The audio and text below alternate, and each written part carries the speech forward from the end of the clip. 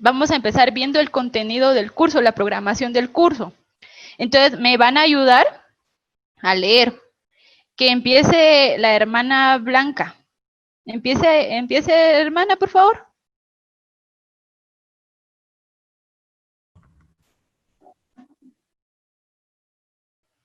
Bueno.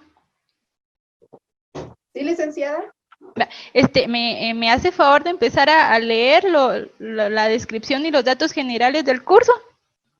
Vale, con gusto. Desde el inicio, ¿verdad? Ajá.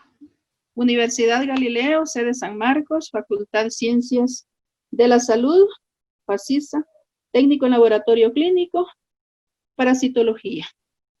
Los datos generales, nivel de formación técnico, nombre del curso, parasitología, horario del curso, sábado 8 a.m. a 9 a.m., ¿verdad? Catedrática licenciada Mariana Cifuentes. La descripción, curso teórico y de laboratorio que le permite al estudiante adquirir los conocimientos básicos en el curso de parasitología, en donde ellos podrán demostrar sus habilidades en el análisis respectivo de una muestra de heces, que ayudará al médico para dar un diagnóstico oportuno para la pronta recuperación del paciente.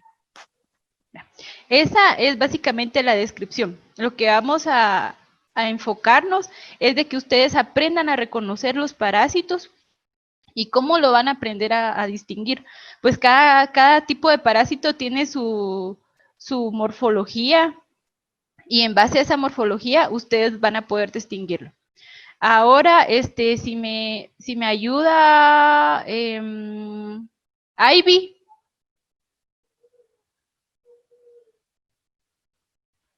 Ivy Meoño. Sí, Liga. ¿Me ayuda con la lectura, con los objetivos? Objetivos, ¿está bien? Objetivos. Que al final del curso el estudiante se encuentre en la capacidad de conocer la clasificación de los parásitos, conocer los ciclos de vida de los parásitos, aprender acerca de los diferentes métodos de la identificación, realizar una adecuada toma de muestra de heces y realizar su respectivo análisis, aprender a diferenciar las estructuras morfológicas de los parásitos en el microscopio, reportar adecuadamente un examen de heces. ¿Sigo? No, ahora que siga, si me hace favor, Cielo.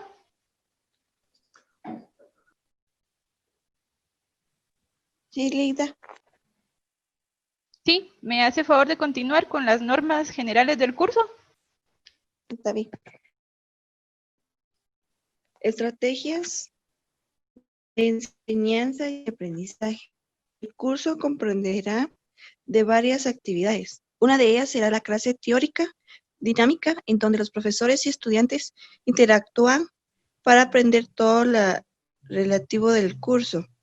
Esta relación consistirá en las lecturas, mesas de discusión, como clases teóricas expuestas por el profesor. Se harán trabajos individuales y grupales que se presentarán en diversas formas. Podrán ser a través de presentaciones. Gracias. Ahora, si me hace el favor, Frisley.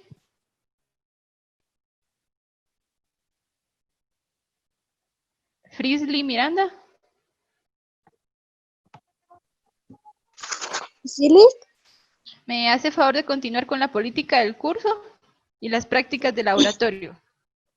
Bye. Política del curso. La universidad requiere del 85% de asistencia, lo cual deberá cumplirse a cabalidad, incluido en el laboratorio. Las llegadas tardes serán tomadas en cuenta en la evaluación y podrán tener una nota baja en la práctica de laboratorio. Prácticas de laboratorio. Los laboratorios serán impartidos en el horario correspondiente. Los laboratorios serán evaluados por el instructor con base a lo visto en clase. Además, habrá preguntas cortas durante los laboratorios que tendrán un peso en la nota general del laboratorio. Va, con esto, pues obviamente no lo vamos a practicar porque no son clases presenciales y pues no sé si van a haber prácticas de laboratorio por esta situación que se está viviendo. Entonces, ahora, vamos con la evaluación del curso. ¿Cómo va a estar impartida la zona? Va, el primer parcial va a tener una ponderación de 15 puntos, al igual que el segundo parcial.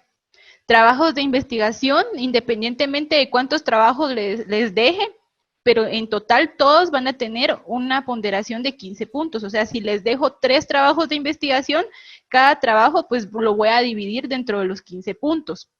Exámenes cortos. Van a haber exámenes cortos. Pues van a ser con la plataforma que se ha estado utilizando con, ¿cómo se llama esta? Classroom. No, la otra, ¿cómo se llama? ¿Donde se hacen los formularios de Google? Sí. Ahí se me olvidó cómo se llama. Con lo que se ha trabajado últimamente, los exámenes. ¿No se recuerdan? Con Drive. Ah, No, pero ya no Google sé por Drive. Sí, perdón, con Google Drive. En esos exámenes, ahí voy a estar, les voy a enviar el link, solo les voy a avisar, ¿verdad? Y les voy a dar el link y les voy a dar un determinado tiempo. Por ejemplo, ¿verdad? Ahorita les envío el link.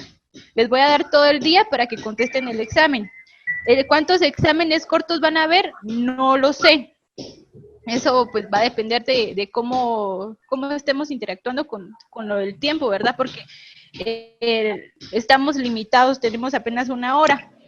Pero entonces, igual, ¿verdad? Como lo hice el semestre pasado, solo tuvimos 3 exámenes cortos, pero esos 3 exámenes cortos dividí toda la zona, lo que sacaron en 10 puntos.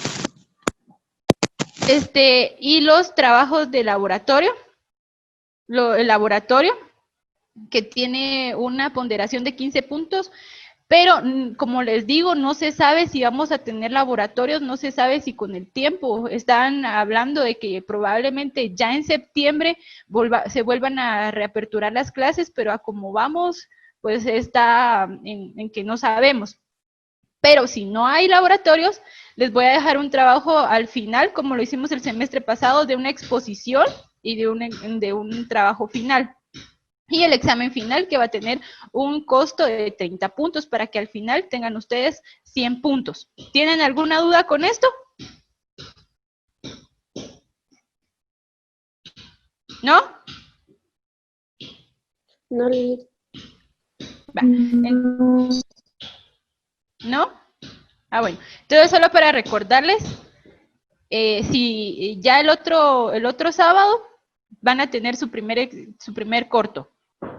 Ahora sí, el contenido del curso. ¿Qué es lo que vamos a ver durante todo este semestre?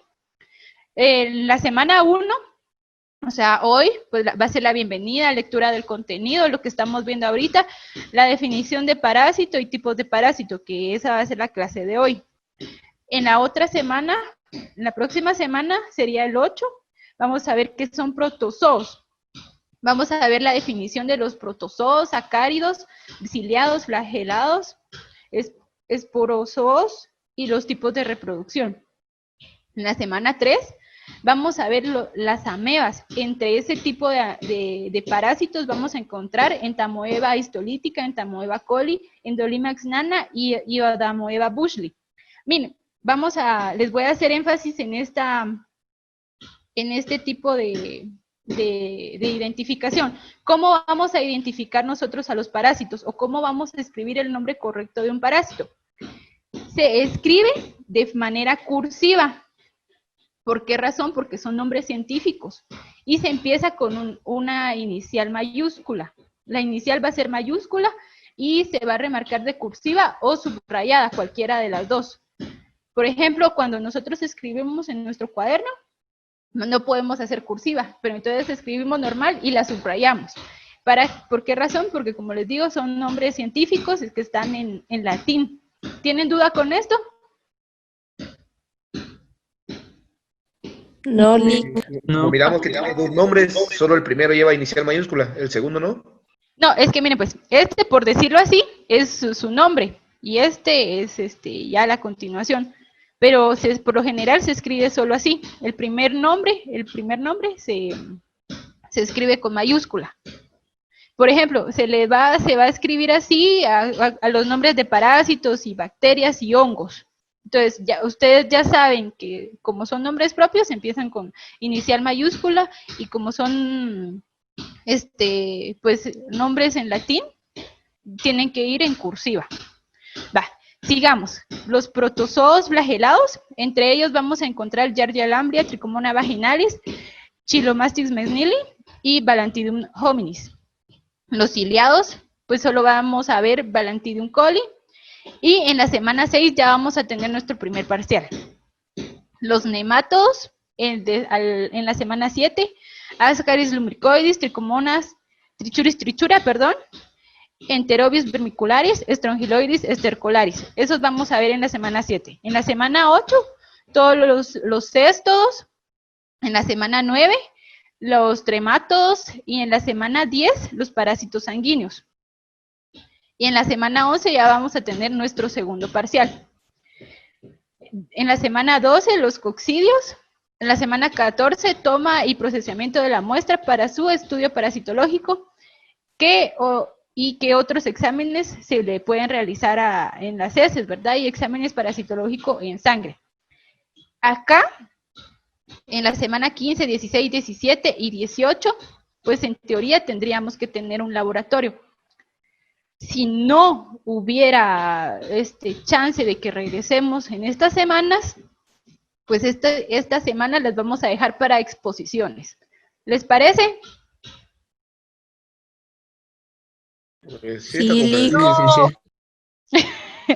No, yo sé que no les parece, pero no nos queda de otra. Va, entonces ahora, sin más, vamos a empezar con la clase de hoy. Va. Entonces, nuestra primer clase, ¿qué dijimos que era? A ver si pusieron atención. Parasitología. Parasitología. Ajá. Entonces, vamos a empezar hablando un poco de los términos que... Ay, permítanme. Un poco de los términos que vamos a utilizar en este semestre. Obviamente no son todos, pero vamos a utilizar los más comunes. Acá les puse los más comunes para que cuando yo haga mención, ustedes ya sepan de qué se trata la palabra y ya la identifiquen y no se pierdan tanto. ¿Qué es un huésped u hospedador? Un huésped o un hospedador es el ser vivo que recibe al parásito. En este caso puede ser un ser humano o un animal. Por ejemplo, ahí yo, digamos, si tengo parásitos, yo soy el huésped. ¿Quedó claro esto? Sí. Sí. ¿Qué es un agente infeccioso? Es un macro o microorganismo capaz de desarrollarse y o multiplicarse en el hospedero, perdón. Ese es un agente infeccioso. ¿Qué es un vector? Un vector es un artrópodo que transmite el parásito al huésped, bien sea por inoculación al picar. Los vectores pueden ser solo portadores mecánicos de los parásitos, como en el caso de las moscas o cucarachas. Un vector no precisamente va a ser el que transmita, el que infecte. El vector solamente va a ser el encargado de trasladar, por decirlo así, la enfermedad. En el caso de las moscas, ustedes ya saben, ¿verdad?, dónde se paran las moscas. Se paran en estiércol. Entonces vienen, ¿verdad?, las moscas se paran y después se van a parar a nuestros alimentos. Esa es una manera de trasladar la infección. y en el vector es el que está trasladando la infección, ¿verdad? De primero fue y se paró en estiércol, y después fue y se paró en nuestra comida, y a la hora, pues nosotros vamos a estar ingiriendo el estiércol. ¿Quedó claro esto? Sí, y donde dice Sí. inoculación al picar, ¿Perdón? o también dice que también se puede por inoculación al picar. ¿A qué se refiere? A los mosquitos. Ajá, exacto. Porque un mosquito, por ejemplo, es el transmisor del dengue, pero el mosquito no es el que infecta de dengue, sino que él solo lleva los parásitos en su trompa, por decirlo así, y los inocula a la hora de picar. ¿Sí? ¿Y el dengue qué es? Es parásito el dengue. Uh-huh. No, es un virus. Sigamos. ¿Qué es un fómite? Es un objeto que contiene elementos infectantes y pasivamente puede ser vehículo mecánico en su transmisión indirecta. Por ejemplo, yo voy al baño, no me lavo las manos, agarro, digamos, un lapicero o mi teléfono o cualquier cosa que ustedes se imaginen. Viene alguien más y me dice, préstame tu teléfono. Como yo tenía sucias mis manos, obviamente voy a dejar los residuos de heces en el celular o en el lapicero. Se lo presto a alguien más, a la hora de que yo se lo presto, él mismo se está contaminando con los restos que yo dejé de heces en el teléfono. Entonces, en este caso, el fómite sería el teléfono. ¿Entendieron esta parte? Sí. Sí. ¿Seguros? ¿Seguros? Sigamos, pues. Ay, no cambia.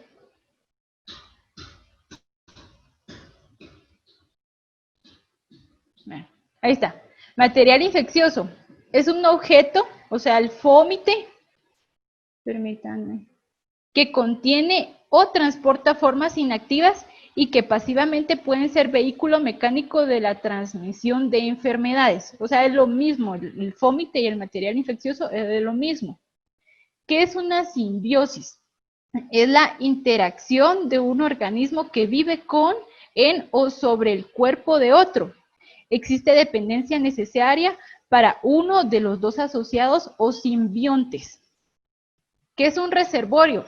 Es el local natural donde vive habitualmente un agente infeccioso. ¿Qué es una zoonosis? Pues las zoonosis son las enfermedades que transmiten los animales a los hombres. Un trofozoito es la forma vegetativa activa que se alimenta. Un quiste es la forma inmóvil de resistencia y multiplicación. O sea, en palabras, el trofozoito es la forma madura, la forma inmadura del parásito, que se va a tratar de alimentar para obtener fuerza, y el quiste es la forma madura, que es la que se va a multiplicar. ¿Qué es un patógeno? Es un microorganismo capaz de producir enfermedad o daño a la biología de un huésped, sea animal o vegetal. ¿Estamos claros hasta este momento? Sí, Lick. ¿Seguros? Disculpen, ¿Sí? yo no entendí la zoonosis.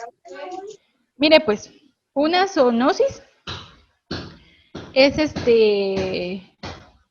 permítame, es una enfermedad que la tienen los animales, ¿verdad? Y que la transmiten al ser humano. O sea, que no es propia del ser humano. ¿Ya entendieron? Sí, ya.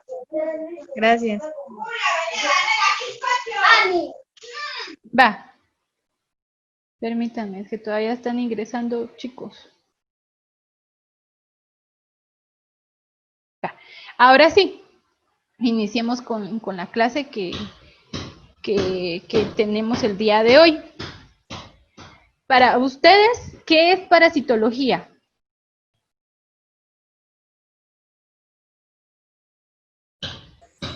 Hola. Buenos estudio días, licenciada.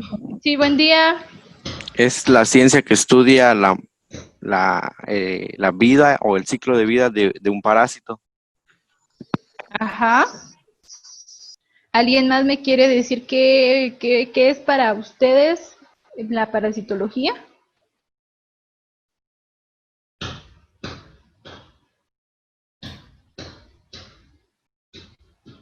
Jóvenes.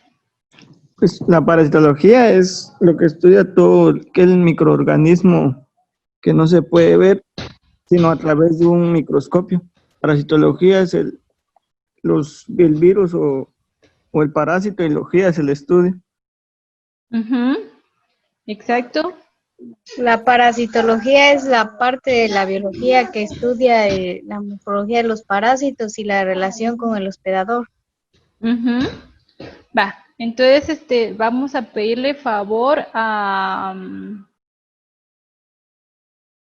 Selvin. No, Selvin ya me había hablado.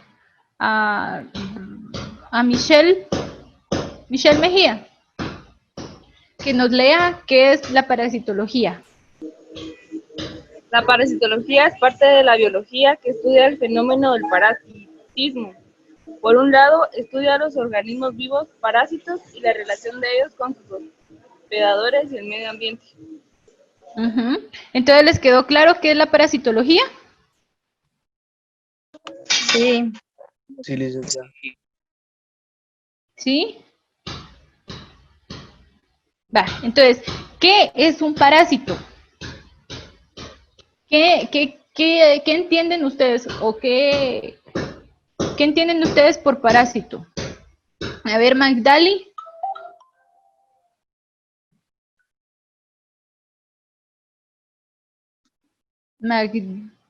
Magdielies, perdón.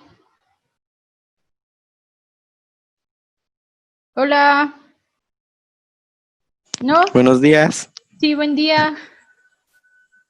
¿Qué es un parásito? Ajá. ¿Qué entiende usted por parásito? De que es un microorganismo patógeno que puede causar daño Exacto.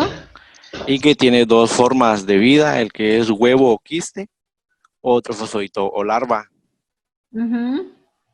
También tiene diferentes formas, o sea, diferentes mecanismos para infectar a una persona. Recordando también que pueden haber animales que pueden transportar, más no se pueden infectar de él. Ajá. ¿Alguien más quiere dar su versión de qué es parásito? Un parásito es un organismo que vive en el organismo del hospedador y se alimenta de ello. Ajá, va. Entonces, en conclusión, le vamos a pedir favor a Stephanie que nos lea qué es parásito.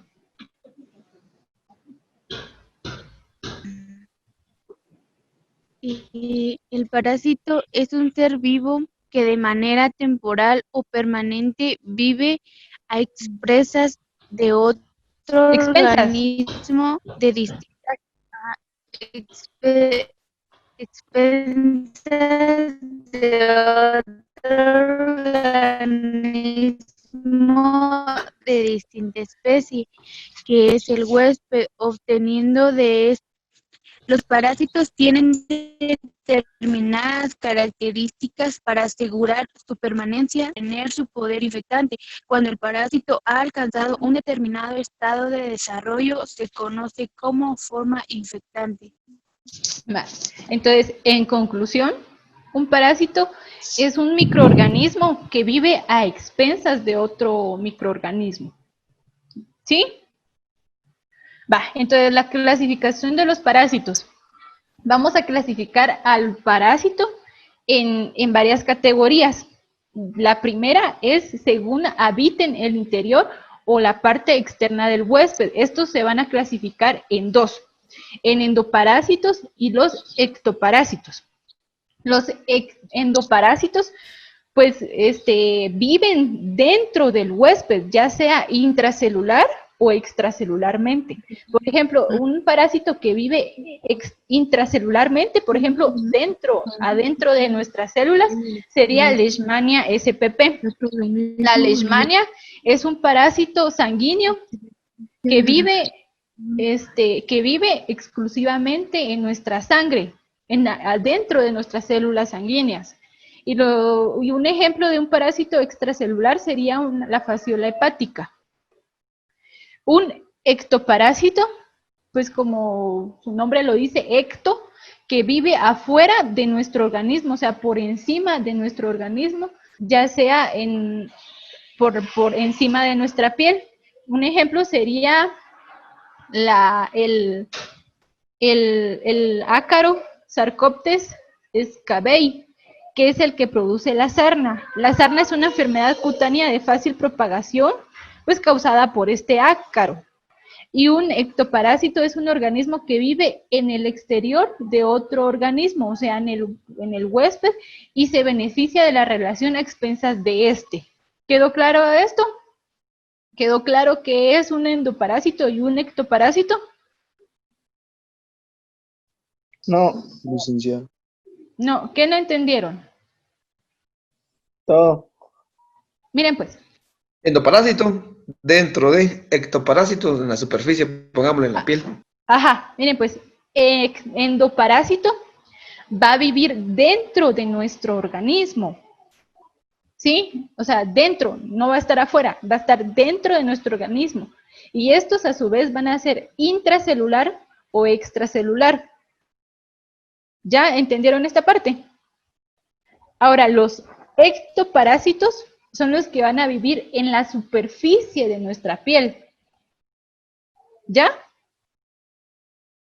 ¿Sí? No necesariamente van a estar dentro, sino que solo ellos están bien viviendo en nuestra superficie, de nuestra piel. Por ejemplo, aquí está el ácaro que produce la enfermedad de la sarna. Si se dan cuenta, pues está aquí, miren, en la superficie de nuestra piel, ahí viven ellos. ¿Sí? ¿Ahora sí ya quedó claro? Ya. Sí. Va, sigamos, pues. Va. Se van a clasificar también según el tiempo de permanencia del parásito en el huésped. ¿Qué era el huésped? El ser vivo que recibe al parásito. Ajá. Vale, entonces, también vamos a ver, según la permanencia del parásito en el huésped. Van a ser permanentes, temporales y periódicos. Permanentes, o sea que necesitan del huésped durante todo su ciclo evolutivo.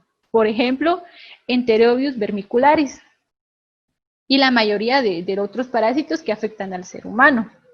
Los temporales son los que requieren al huésped durante una temporada de su ciclo evolutivo, o por ejemplo, solo para alimentarse, como lo dice acá. Y los periódicos, que requieren del huésped durante una etapa de su ciclo evolutivo. Por ejemplo, Necator americano. Por ejemplo, ellos solo necesitan estar un tiempo dentro de nosotros, ¿verdad? Para poder completar su ciclo evolutivo. Y está también la clasificación según la capacidad de producir lesión o enfermedad en el hombre. Estos pueden ser patógenos y no patógenos. Por ejemplo, los patógenos. ¿Qué eran los patógenos?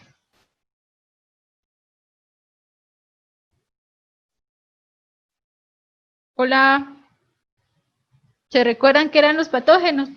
Isabel. Es el que causa o produce la enfermedad. Ajá, un patógeno es el que produce la enfermedad. Y los no patógenos.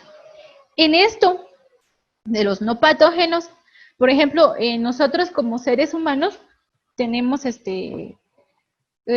ciertas bacterias en acá les puse este ejemplo de ciertas bacterias en nuestra microbiota intestinal, o sea que viven ahí normalmente. Por ejemplo, también hay hongos también que tenemos en nuestro estómago. Pero, como les digo,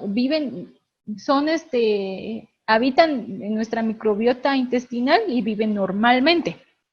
Pero, ¿qué pasa cuando ya hay una mala descompensación? Por ejemplo, nosotros, es un ejemplo, ¿verdad?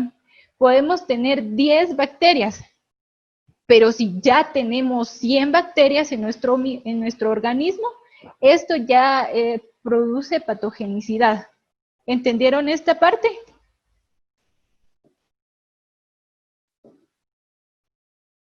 Jóvenes, Sí. ¿sí? Cuando ya hay un desequilibrio, ya se vuelven patógenos. Como les digo, hay microorganismos que viven en nuestra microbiota porque tienen que vivir ahí, pero ya cuando hay una descompensación, ya producen patogenicidad. ¿De acuerdo? Y disculpe, ¿y qué es la microbiota? Miren, pues la microbiota son las bacterias que viven ahí, o sea, el conjunto de bacterias que viven en nuestro intestino, ya sea intestino, en nuestra piel, en nuestro pelo, se le llama microbiota. Ah, vaya, gracias. Vaya.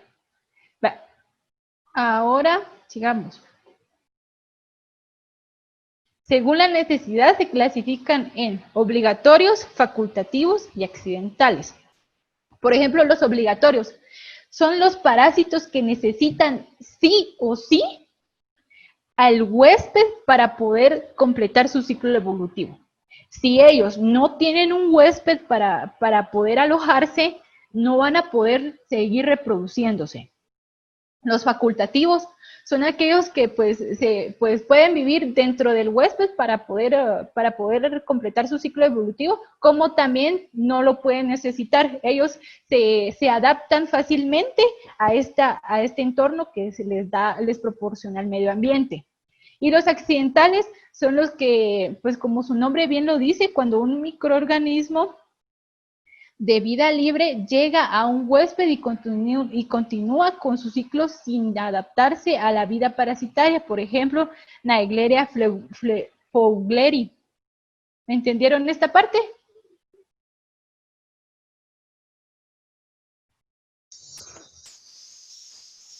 Sí, Ligda, continúe.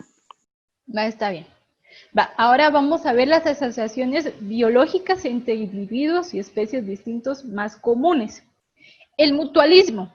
Vamos a pedirle favor a Luis que nos lea qué es el mutualismo. Mutualismo es la relación, los asociados se llaman mutualismo porque ambos se benefician de la asociación. Ejemplo, algas y hongos que juntos forman los líquenes. Por ejemplo, el mutualismo es una relación de beneficio-recompensa, que ambos van a salir beneficiados, que ninguno va a salir perjudicado. ¿De acuerdo? Vamos a pedirle favor a Odalis que nos lea qué es el comensalismo.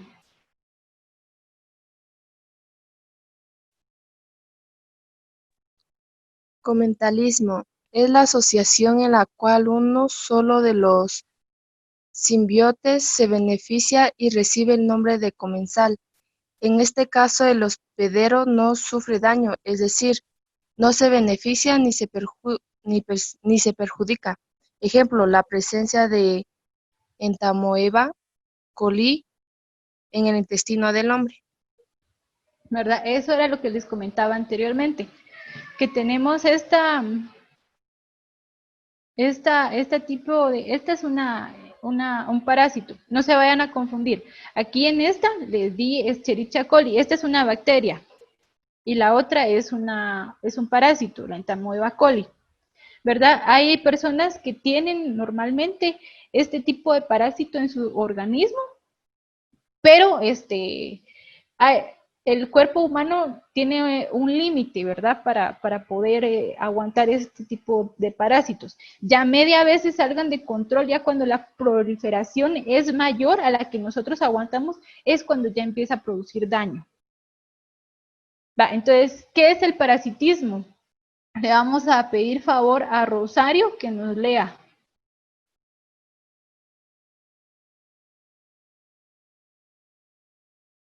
Rosario.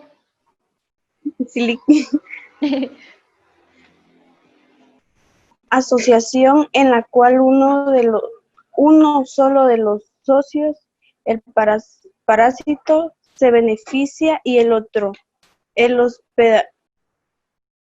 hospedero, puede sufrir daños, puede dañar a su hospedero de muchas maneras, daño mecánico, digiriendo a sus tejidos, eliminando productos metabólicos tóxicos o compitiendo por los nutrientes.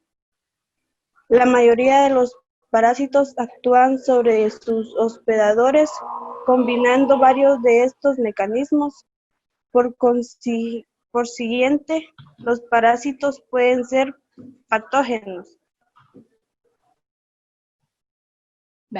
Entonces, el parasitismo, aquí el único que va a salir beneficiado, pues es el parásito en sí.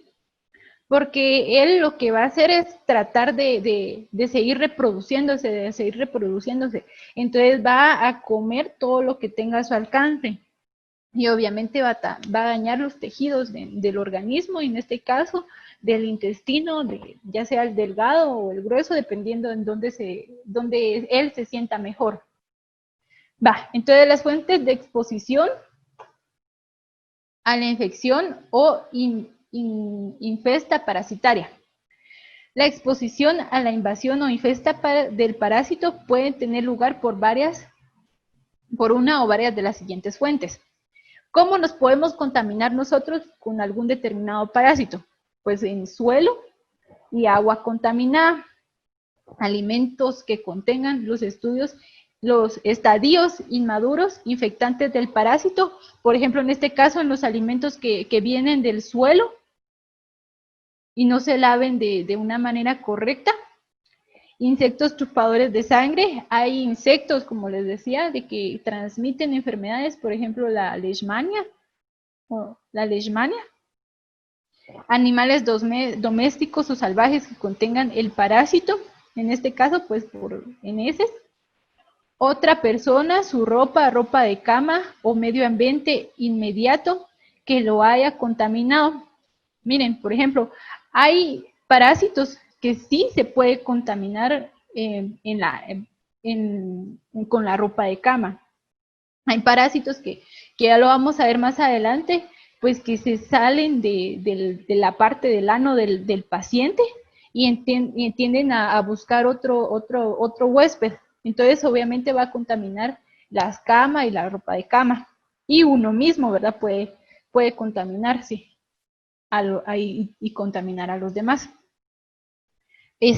¿Dudas con esto?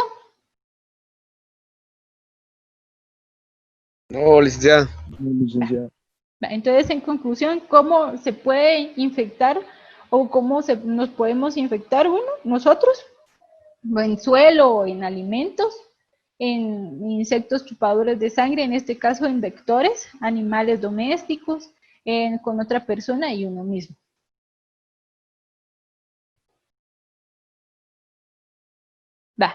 Vías de entrada en el cuerpo.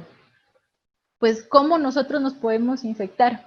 Pues, obviamente, la primera y la más importante es en la boca, la piel y a través de la placenta. También por contacto sexual y por inhalación de los huevos. Pues en la boca, obviamente, pues comiendo nosotros el mismo parásito.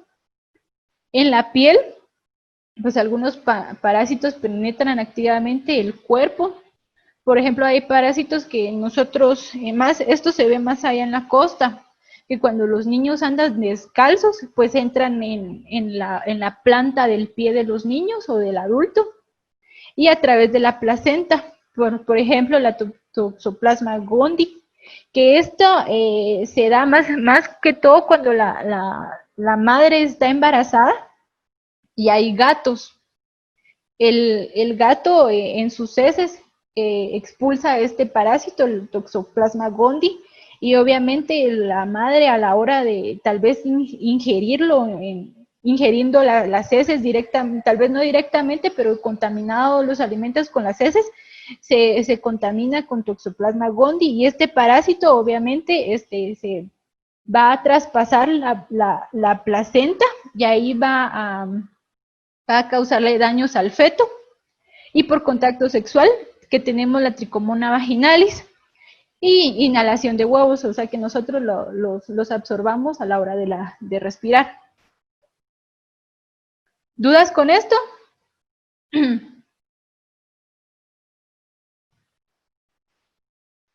Jóvenes. No me avisamos, Licenciada. Va. Entonces, en conclusión, ¿qué es lo que vamos a ver este semestre? Acá les tengo un cuadro de lo que vamos a ver todo este semestre. Van a ser los parásitos. Los parásitos, a su vez, se dividen en protozoos, helmintos y artrópodos. Por ejemplo, los artrópodos no los vamos a ver. ¿Por qué razón? Porque estos no tienen mayor importancia clínica. Pero nos vamos a guiar más en los protozoos y en los helmintos. Los protozoos, a su vez, se van a dividir en amebas, que la ameba, por ejemplo, un ejemplo del parásito que vamos a ver, Entamoeba histolística o Entamoeba coli, que son parásitos distintos, ¿verdad? Pero entran en esa clasificación de amebas. Los flagelados, Yargallambria, que tienen pues flagelos, igual siguen siendo amebas, pero tienen ya flagelos, entonces ya entran en esta clasificación de flagelados. Los ciliados, que al igual que los flagelados tienen una característica específica, que son cilios, tienen a su alrededor cilios para poder movilizarse. Y los coccidios, esos son los protozoos que vamos a ver. Los helmintos, estos a su vez se van a clasificar en dos, los nemátodos y los plantelmintos. Los nemátodos vamos a ver en Enterobius vermicularis, y los plantelmintos, a su vez, vamos a clasificarlos en cestos y en tremátodos. ¿Tienen alguna duda con relación a todo esto?